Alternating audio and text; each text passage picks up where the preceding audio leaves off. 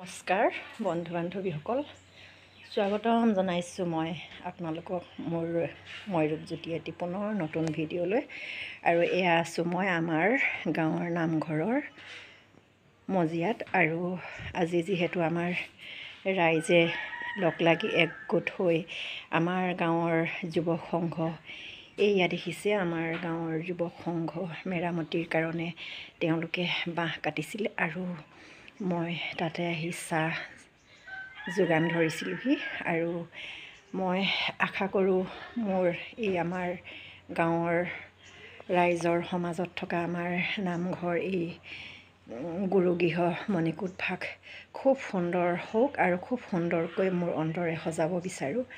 এয়া দেখিছে ঈশ্বৰে যেন আমাক সহায় কৰে, নামঘৰ মণিকূট ভাগি আমাৰ খুব ধুনীয়া জাকত জিলিকা কৰি তুলিব পৰাকৈ। কৃষ্ণ। এই নামঘৰৰ মজিয়াৰ পৰাই মই আপোনালোকলৈ এটা মিনতি কৰিছোঁ, যিহেতু আপোনালোক বহুত প্ৰভু ভক্ত, ভগৱান ভক্ত আছে।